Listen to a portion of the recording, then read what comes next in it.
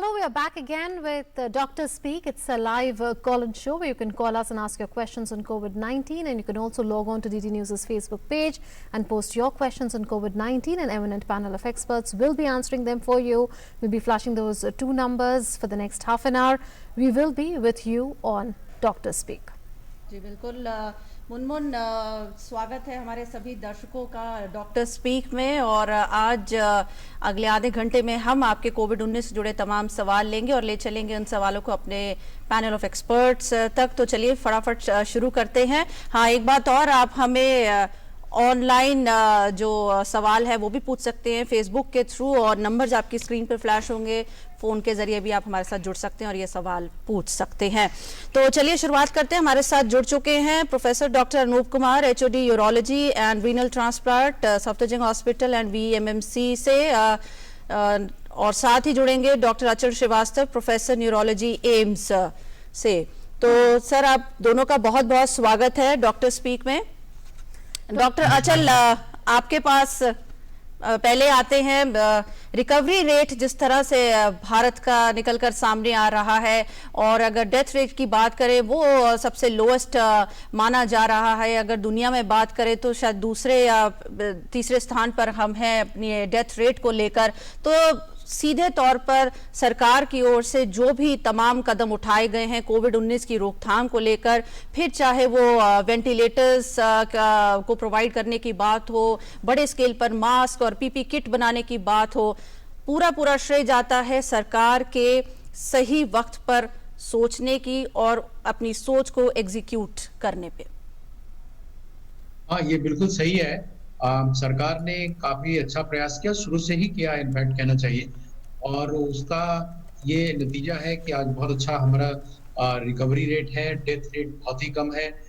और जो इस पर्टिकुलर डिजीज में जो हमें आवश्यकता थी वेंटिलेटर की, वो भी समय रहते सब तरफ, लगभग सभी तरफ वेंटिलेटर मौजूद हैं। तो इस हिसाब से अगर देखिए तो ये प्रमुख कारण है जो कि आज हम इतने कम डेथ रेट और very high recovery rate perceive कर रहे हैं। Dr. Achal, a lot of reports are coming in on the Sputnik 5 vaccine. We are aware that the Lancet journal has said that its phase 1 and phase 2 trials show that the Sputnik 5 vaccine of Russia is safe and effective and there are no serious side effects. And we are also aware that there are reports that the government of India is in touch with the Russian government on procuring data of the phase 1 and phase 2 trials. And there are also reports of a possibility of phase 3 trials being conducted in India, like in many other countries that Russia is collaborating with. How optimistic can we be of a vaccine sooner than later? We do hope that vaccines will come, but there are several questions related to vaccine. Number one is that if you take vaccine today, or how much time it will be effective, we do not know. Only the coming up data will tell whether it will be effective for 1 year, 3 months, 4 months, 2 months, we don't know. So for that we need data. Number one. Number two is that in our country the vaccine is still in trial, and soon we will have some results. Maybe 3 months, 4 months later we will have some results. There are several centers which are involved in the trial of this particular vaccine, including an institute which is also involved, which is Center for trial of this vaccine. So various centers, various countries have been trying, including Russia and China both have tried. Recently I heard that Chinese people have tried in particular community, means particularly doctor community, they have tried, healthcare workers. So there are so many things which are under trial. Several types of vaccines are under trial. So as soon as the results of those trials come, we will be in a place to tell the public that yes, use this vaccine or that vaccine. जी बिल्कुल। Doctor अचल, अगर हम मानसिकता की बात करें, जो अब लोगों की मानसिकता धीरे धीरे बनती जा रही है, कहीं ना कहीं लोगों में ये डर खत्म होता जा रहा है। अगर डर तो नहीं कहूँगी, बहुत कैजुअल एटीट्यूड एक लोगों में दिखाई दे रहा है कि अब तो सब कुछ नॉर्मल होता जा रहा है, अनलॉक 4.0 में हम पहुंच गए हैं, हम स्टेप आउट कर रहे हैं अपने कामकाज के लिए। बहुत लोगों को देखा गया है कि ये मानसिकता लेके चलते हैं कि अगर हम कोरोना वॉरियर बन चुके हैं, कोरोना से रिकवर हो चुके हैं, तो अब हमें कोरोना नहीं होगा, या फिर बस वैक्सीन आने की देरी है, सब ठीक हो जाएगा। तो बहुत एक तरह से कैजुअल एटीट्यूड लोगों में देखा जा रहा है अगर अनलॉक की स्थिति में देखा जाए। क्या कहना चाहेंगे आप इस पर? अब एक्चुअली ये बिल्कुल गलत है, और अभी पब्लिक के अंदर ये धारणा आ गई है कि कोई खास प्रॉब्लम होती नहीं है, और दूसरी ये भी आ गई है कि कुछ ज्यादा बीमार नहीं पड़ते इसमें लोग। तो लोग ये सोच के निश्चिंत होकर घूम रहे हैं, बिना मास्क के घूम रहे हैं। बिल्कुल। और कई लोग तो लड़ाई भी कर लेते हैं कि मास्क मेरी मर्जी, मैं लगाऊं नहीं लगाऊं। तो ये इस तरह का एटीट्यूड जरूर पब्लिक में आ गया कि जो कि बिल्कुल गलत है। और अभी कोरोना, मैं समझाना चाहूंगा कि अभी तक कोरोना गया नहीं है, ये अभी भी उसी तरह से प्रभावी है। और जो लोग ध्यान दे रहे हैं इस मसले पर, मास्क लगा के घूमते हैं और अपना हैंड वॉश करते हैं, और जिस तरह से जो ऐसी जगहों पे जाएं जहां पे भीड़ है उसमें कम से कम अपने आप को 1 गज की दूरी पे रखें दूसरे लोगों से। तो ये सब सावधानी बहुत जरूरी है। अभी आपने सुना होगा कि मेट्रो भी खुल गई, तो आज तो मैं दृश्य देख रहा था टीवी पे, तो बहुत कम लोग सफर कर रहे हैं, लेकिन धीरे धीरे लोग बढ़ेंगे उसमें, और नए रूट्स पे भी मेट्रो खुल जाएंगे। अभी तो 2 ही रूट खुला है। तो ये इस समय बहुत जरूरी है ध्यान देना, वरना जैसा आप देख रहे हैं कि रेट बढ़ता चला जा रहा है। एक रीजन ये जरूर है कि हम लोग ज्यादा टेस्ट कर रहे हैं, वो ठीक है, लेकिन फिर भी टेस्ट के अलावा भी रीजन है, यानी कि नंबर भी एक्चुअली में भी बढ़ रहा है। तो इसलिए जो है इस पर हमें बहुत ध्यान देना जरूरी है कि हम पूरी सावधानी बरतें, मास्क लगाएं, हाथ धोते रहें, लोगों से दूर रहें, क्योंकि ये एसिम्प्टोमेटिक लोग बहुत ज्यादा है, हमें पता नहीं होता कि किसको सिम्टम है किसको नहीं। Dr. Achal, questions have started coming in on a social media handle. Rahul Malhotra is asking, after how many days does a COVID-19 patient stop spreading infection, and can 2 positive patients live together? Yes, the 2 positive patients can of course live together. और test जब आप infect हो जाते हैं 3-4 days later symptomatic हो जाते हैं आमतौर पे, और वो 11-12 डेज तक कहना चाहिए, जिस दिन से वो पॉजिटिव पाए गए हैं, 11-12 डेज तक वो स्प्रेड करते रहते हैं। तो ये आपने देखा होगा कि आजकल 11वें-12वें दिन हम लोग मरीज को डिस्चार्ज कर देते हैं। साथ में ये भी एडवाइस दे दी जाती है कि अगले 5-7 दिनों तक अपने आप को आइसोलेटेड रखें घर पे। पुष्पेंद्र गुर्जर पूछ रहे हैं हिंदी में फेसबुक में, बच्चों की रोग प्रतिरोधक क्षमता को किस प्रकार बढ़ाया जा सकता है? डॉक्टर अचल।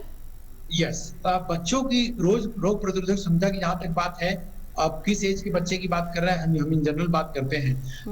तो बच्चों के रोग प्रतिरोधक सबसे बड़ी उपाय ये है कि उनको हम खाना, अच्छा खाना दें, उनको हम समझ बूझ के खाना दें जो कि ज्यादा इम्यूनिटी बढ़ाता हो, उनको हम फल और सब्जियां दें। तो ये सब चीजें ऐसी हैं जिससे कि इम्यूनिटी बढ़ेगी, और इम्यूनिटी अच्छी रहेगी तो इन्फेक्ट होने की संभावना कम रहेगी। और आजकल देखा जाता है कि आप बच्चों से बात करिए, वो कहेंगे ये हमें पसंद नहीं, वो पसंद नहीं, जो खाने को तैयार नहीं होते। तो ये पेरेंट्स की रिस्पॉन्सिबिलिटी होगी कि वो बच्चों को ध्यान देके ऐसी चीजें खिलाएं। और सबसे बड़ी बात कि एक बैलेंस डाइट कहा जाता है, हर चीजें लें, ऐसा नहीं कि आज एक ही चीज खा रहा है कोई, इस तरह से नहीं, बैलेंस डाइट होना चाहिए। प्रोटीन, कार्बोहाइड्रेट और वेरियस मिनरल्स, विटामिन सभी कुछ होने चाहिए। तो एक बैलेंस डाइट लें। और अगर मैं ये बताऊं कि आमतौर पे जो हम लोग खाना खाते हैं वो पर्याप्त है, और साथ में अगर फ्रूट का उपयोग करते रहें तो उतना बहुत है, बहुत नाप जोक के खाने की आवश्यकता नहीं होती। जी बिल्कुल। एक और सवाल हमारे पास आया डॉक्टर साहब, अभी कैजुअल बिहेवियर की बात कर रहे थे कि लोगों को अब ऐसा लगता है कि अब ज्यादा खतरे की बात नहीं है। ये शांति मल्होत्रा हैं, पूछना चाह रही हैं कि she is 75 years old. Though I being high risk group do not want to go out, but sometimes I have to venture out for essential work. I wear mask and carry hand sanitizer with me, but I feel apprehensive as some people around me are doing things in a casual manner. How should I take care of it? And अगर overall भी बात की जाए sir, बड़े बुजुर्ग या उम्र दराज लोगों के लिए कितना घातक साबित हो सकता है ये कैजुअल एटीट्यूड उनके आसपास? देखिए, सबसे बड़ी बात कि यही उम्र है जो सबसे खतरनाक है इस मामले में। 75 वर्ष बिल्कुल निश्चित रूप से खतरनाक उम्र है, और इसमें अगर इन्फेक्ट हुए तो मतलब जान का खतरा हो जाता है। तो ऐसी स्थिति में इनको पूरी सावधानी में, जैसा उन्होंने कहा जो वो कैजुअल एटीट्यूड लोगों का देख रही है आसपास, वो खुद तो सावधानी बरत रही है लेकिन आसपास के लोग सावधानी नहीं बरतते हैं। तो आसपास के लोगों से अब वो रिक्वेस्ट करना भी उनके लिए उचित नहीं होगा। वो अपने आप को ही अपने आप को ही सुरक्षित रखें, मास्क लगा के रखें और उसके अलावा लोगों से कम 1 गज की दूरी पे रहें। और दूसरी बात ये है कि कुछ कोशिश करें कि कुछ छूना नहीं पड़े। ज्यादातर चीजें पेमेंट वगैरह करना है तो डिजिटल करें, और जो भी सामान लाती हैं उसको अगर एक हाथ से पकड़ के ले आई तो फिर घर पे रखें, उसके बाद आप सैनिटाइज करें अपने आप को, अपने हाथ से हाथ को सैनिटाइज करें। तो ये सब चीजें ध्यान रखने की होंगी, उनको ध्यान रखना पड़ेगा, जी अदरवाइज बिल्कुल। ये उम्र बहुत खतरनाक है। जी, हमारे साथ दूसरे एक्सपर्ट भी जुड़ गए हैं। हमारे साथ professor doctor Anoop Kumar, HOD urology and renal transplant, Safdarjung hospital and VMMC से। डॉक्टर साहब नमस्कार, स्वागत है डॉक्टर स्पीक में आपका भी। डॉक्टर साहब, हम बात कर रहे थे कैजुअल एटीट्यूड की, जो आजकल लोगों में देखा जा रहा है। ये मान के चल रहे हैं सब कि अब सब कुछ नॉर्मल हो गया है क्योंकि सब कुछ शुरू हो गया है। आज से मेट्रो की शुरुआत हो गई है, सफ़र आसान हो गया लोगों का, अनलॉक की स्थिति में दुकानें खुल रही हैं और धीरे धीरे स्थिति नॉर्मल की ओर बढ़ रहे हैं। लेकिन अभी भी हमें कोरोना से बचकर रहना है।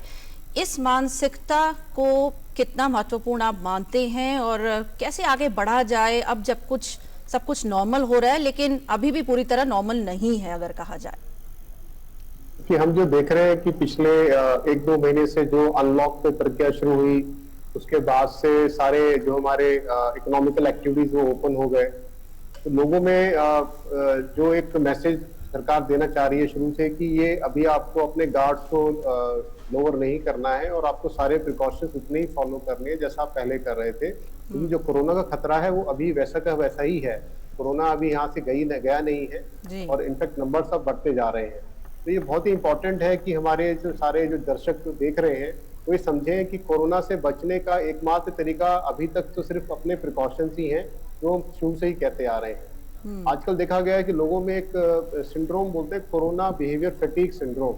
मतलब कई लोग ऐसे हैं जो कई महीनों से इस प्रिकॉशंस को फॉलो करते आ रहे हैं और सडनली उनको लग रहा है कि अब बहुत हो गया and now they want to break those rules.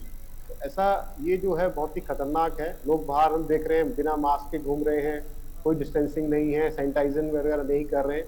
तो ये सब चीजें दिखाती हैं कि लोगों में थोड़ा सा जो पहले जो एक खतरा उनको लग रहा था वो कम उनको माप रहे हैं। ये बहुत ही खतरनाक चीज है। अभी हमारा भारत पूरे विश्व में 2 नंबर पे आ चुका है नंबर ऑफ केसेस में। डेली 90,000 से केसेस से ऊपर ज्यादा आ रहे हैं और सभी बड़े शहरों में केसेस बढ़ते जा रहे हैं। सर, लेकिन अगर केसेस बढ़ रहे हैं तो ये एक अच्छी बात देखी जाएगी कि हम टेस्ट ज्यादा कर रहे हैं, उनको आइडेंटिफाई कर रहे हैं, उनको ट्रेस कर रहे हैं और इलाज की जो लगातार कोशिशें हैं सरकार की ओर से वो की जा रही हैं ताकि कोई एक भी इन्फेक्टेड ना रह जाए। बिल्कुल, आप बिल्कुल सही कह रहे हैं। केसेस बढ़ने के 2 प्रमुख कारण हैं। पहला कि जैसे हमारे सरकार की स्ट्रेटेजी है कि ज्यादा नंबर ऑफ केसेस, इस समय हम 10 to 12 lakh cases per day हम टेस्ट कर रहे हैं, जो कि एक बहुत ही अच्छा नंबर है, इसलिए हमारे डिटेक्शन रेट भी बढ़ रहा है। लेकिन चलिए हम अपने कार्यक्रम को यहीं रोकते हुए सीधे आपको लिए चलते हैं जहां पर केंद्रीय मंत्री प्रकाश जावड़ेकर इस वक्त एक वेबिनार को संबोधित कर रहे हैं। ये अपने आप में पहला वेबिनार है जो कि international day of clean air for blue skies पर आधारित है। तो ये ब्रोशर का लोकार्पण करते हुए These brochures would be disseminated to various schools, colleges, eco clubs, and likewise all the pollution control boards as a simple tool for disseminating what we are looking at.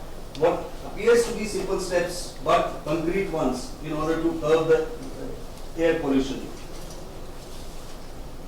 I would now request for a soft copy of the brochure to be displayed on the screen for the benefit of all our participants on the virtual platform. May I request the soft copy of the brochure to be displayed, please?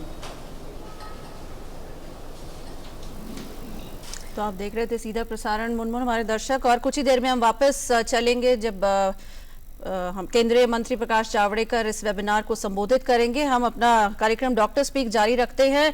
Doctor Anoop, आप कुछ कह रहे थे जब हमने आपको बीच में रोका।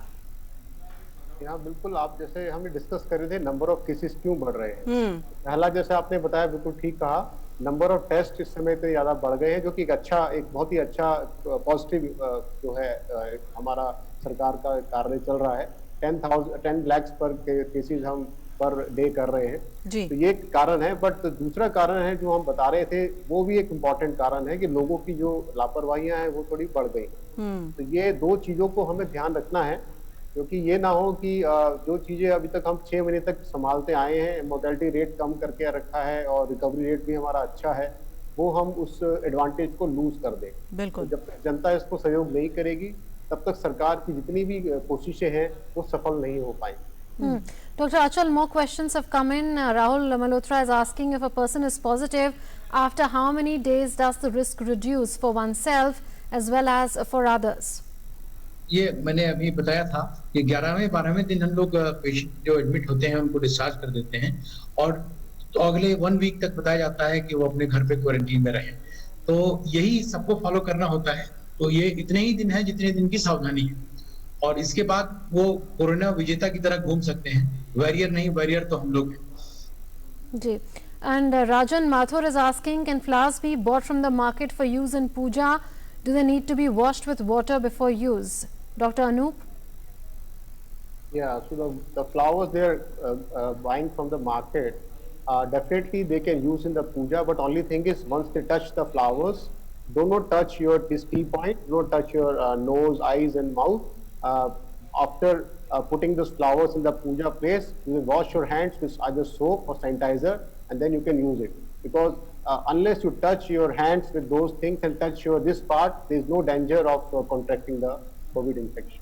जी, एक और सवाल आया कि अभिलाषा पूछना चाह रही है कि how dangerous this situation is for the age group from 8 to 20 years. मतलब अगर हम बच्चों से लेकर 20 साल तक के युवाओं की बात यहाँ पर करें, हम बुजुर्गों की बात कर रहे हैं, बच्चों को तो हम वल्नरेबल मानते ही हैं। सर, डॉक्टर अनूप आपके पास आएंगे। बिल्कुल, जो बच्चे 10 साल से नीचे हैं, इनको हम बड़ा हाई रिस्क फैक्टर ग्रुप मान रहे हैं, क्योंकि 10 साल के जो कम बच्चे हैं, साल से जो कम बच्चे, उनमें इम्यूनिटी जो है कम होती है एज कम्पेयर टू जो यंगर जो हमारे एडोलेसेंट हैं या हमारे जो 20 इयर्स प्लस हैं, उनमें इम्यूनिटी कम होती है। तो इसलिए भारत सरकार की जो पॉलिसी है कि 10 साल से कम के जो बच्चे हैं और 65 ईयर्स के ऊपर के जो बुजुर्ग हैं, इनको वो स्पेशल ग्रुप में रखती हैं और इनको स्पेशल हिदायतें दी जाती हैं कि वो जब तक जरूरत ना हो घर से बाहर ना निकले और स्पेशल प्रिकॉशंस लें। जी। Dr. Anup, Rahul Sanghvi is asking that how would one know if a COVID patient is recovering? How will the symptoms change? So most of the patients, they are having the COVID infection. They have fever, which is found in 90% of the patients. Some of the patients also have loss of taste and loss of smell. But most of the patients also have fatigue, headache, and bowel habit changes like diarrhea, nausea, vomiting. So what happens, like within a span of 7 to 10 days, the symptoms they start weaning off. So your fever will come down, your diarrhea will settle down, your headache might persist for some time, then it will come down. But the fatigue will continue for some more days. So therefore, the advice is after 2 weeks of strict isolation, you get your COVID RT-PCR repeated, and once it is negative, after that also for 7 to 10 days you have to live in strict isolation, and then you can resume your activities. So symptoms will disappear within a span of 2 weeks. Some of the post-COVID symptoms might persist for longer time, like your fatigue, general malaise, weakness, that might persist for a longer time. And in very rare cases, even some skin rashes and eye rashes also, they have been seen in some of the patients. But mostly the fatigue and the weakness, these are common symptoms which persist after a recovery of COVID-19. जी, एक और collar हमारे साथ जुड़े हैं। Doctor अचल आपके पास आएंगे। रीता सियालें पूछना चाह रही हैं कि my friend got tested positive for Covid 4 days after we met. Both had worn masks, but distance was only 3 feet. I have no symptoms now. Am I at risk? It has been 7 days now. बहुत कम संभावना है कि ऐसे transmission हो पाएगा उनको। जैसा आपने बताया कि डिस्टेंस मेंटेन करीब 3 फीट दूर थी और मास्क वियर किया हुआ था, तो बहुत ही कम चांसेस है कि स्प्रेड हो पाएगा इस तरह से। Right. There's a connected question. Saurabh Sharma is asking what should be the distance between two people for it to qualify as close contact. I'm reading the question. He says in this unlock scenario, By mistake, suppose we come in contact with a COVID patient who was not wearing mask, but I was wearing a mask. So can that be called as close contact with COVID-19 patient? For how much time the COVID patient must have interacted with me to call it close contact with COVID? देखिए, दो तीन चीजें हैं इसमें। पहली बात तो ये है कि ये कहा जाता है कम से कम 1 गज की दूरी पे रहे, और दूसरी बात ये है कि एक आदमी मास्क लगाया है, एक नहीं लगाया है, दोनों लगाए हैं, दो अलग अलग सिनेरियो है, या दोनों नहीं लगाए हैं। तो दोनों नहीं लगाए हैं तो सबसे ज्यादा खतरनाक है। एक आदमी लगा रखा है, एक नहीं लगा रखा है, ये उससे कम खतरनाक है। दोनों ही आदमी मास्क लगा रखे हैं तो बहुत ही कम संभावना है कि ट्रांसमिशन होगा, और 1 गज की दूरी भी साथ में अगर मेंटेन किया हुआ है तो और भी कम संभावना हो जाती है। और इसमें भी एक और फैक्टर है कि ड्यूरेशन, कितनी देर तक एक्सपोजर हुआ। तो इसमें जो है 1-2 मिनट के एक्सपोजर से ज्यादा फर्क नहीं पड़ता है। एटलीस्ट सिग्निफिकेंट एक्सपोजर 15 मिनट बोलते हैं हम लोग, और it must be beyond 5 minutes. 15 minute का एक्सपोजर है जो निश्चित रूप से प्रभावी होता है, कुछ न कुछ उसमें संभावना बहुत ज्यादा बढ़ जाती है ये इन्फेक्शन पकड़ने की, और लेस देन 5 मिनट्स लगभग नहीं के बराबर संभावना है। लेकिन मास्क पहने रहना आवश्यक होगा। डॉक्टर साहब, आप ही के पास आती हूँ एक और सवाल के साथ। RT-PCR टेस्ट का स्कोर 28 आया है और उसके आने के बाद मरीज को बुखार नहीं है और उसे होम क्वारंटीन की सलाह दी गई है। ऐसे में क्या मरीज दूसरों को इन्फेक्शन फैलाने की स्थिति में है या नहीं, और कितने दिन बाद वह पूरी तरह से स्वस्थ हो जाएगा? मरीज की उम्र 22 साल है। देखिए, RT-PCR पॉजिटिव अगर आया हुआ है, और ये जो स्कोर बता रही है, हर स्कोर जो है हर किट्स के लिए अलग अलग है। कहाँ के किट पे किया गया ये उनको ही पता होगा। तो अगर पॉजिटिव बताया गया है तो पॉजिटिव का अर्थ ये है कि पॉजिटिव है, और एसिम्प्टोमेटिक केस की कैटेगरी इनकी लग रही है, और इनके लिए भी वही नियम है जो दूसरों के लिए होता है। जो आदमी सिम्प्टोमेटिक है उनके लिए वही नियम है जो एसिम्प्टोमेटिक आदमी के लिए। तो सेम नियम फॉलो करेंगे, टोटल 14 दिन के क्वारंटीन में रहेंगे, और उसके बाद फिर अपना वापस से काम कर सकते हैं। Dr. Anup, earlier we had taken up the question on vaccines and their availability in India, but people ask that after, say, a vaccine has been developed by India or India has procured it from somewhere, how long will it take for that to reach everyone to be part of the immunization program in India?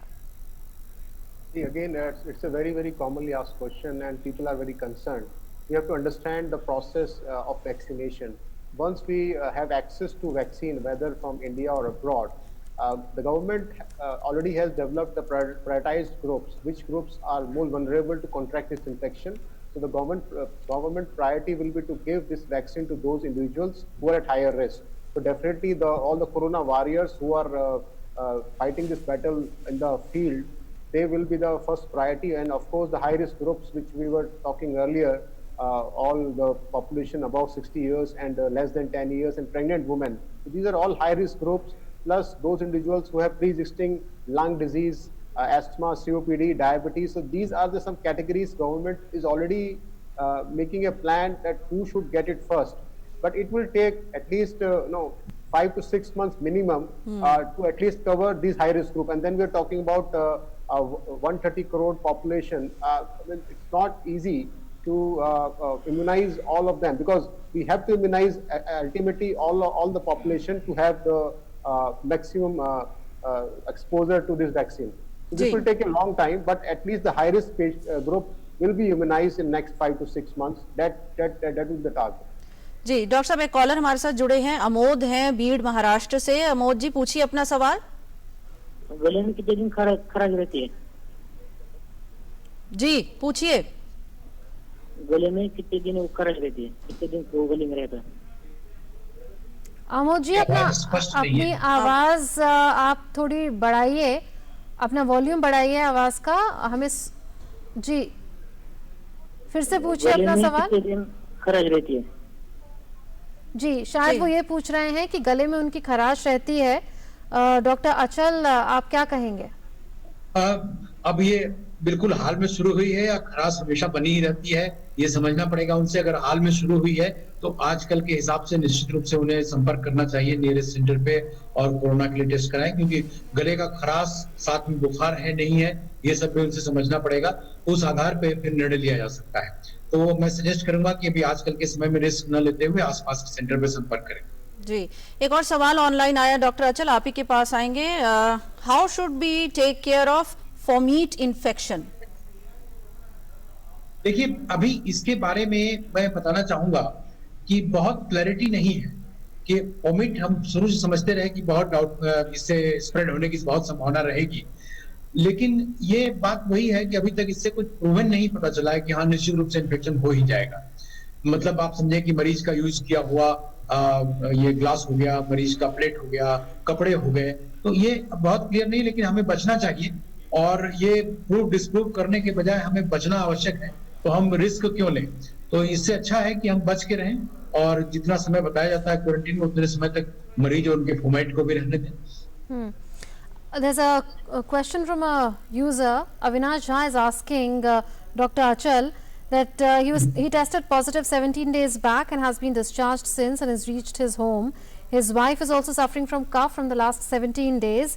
Whether she is required to go in for an RT-PCR test, whether he himself should wear a mask and follow social distancing from his wife. He says his wife is serving foods and is not using mask at home.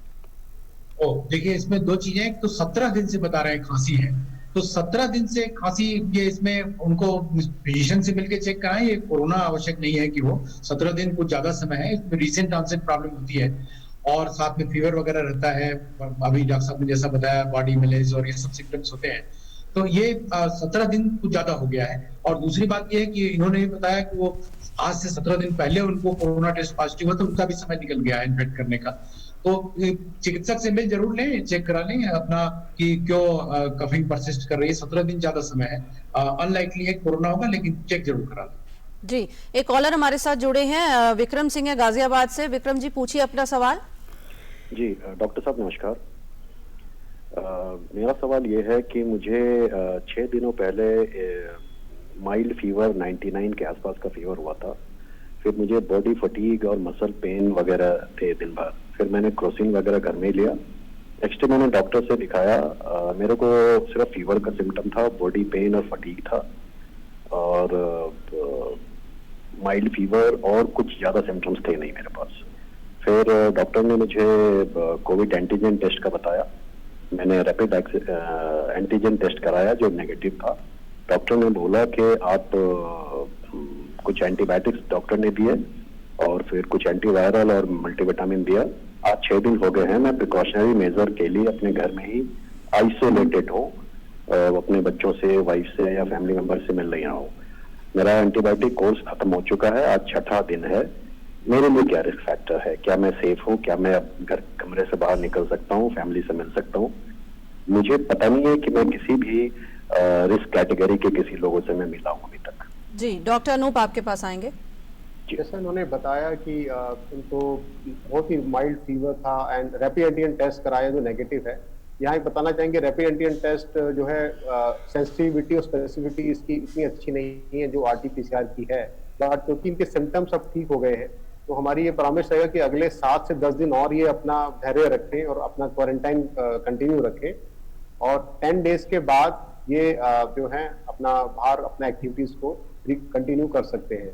लेकिन अगर इनके symptoms reappear होते हैं और अगर इनका contact किसी से हो जाता है तो इस बार अगर टेस्ट कराएं तो RT-PCR ही कराएं, ये हमारा इनसे परामर्श रहेगा।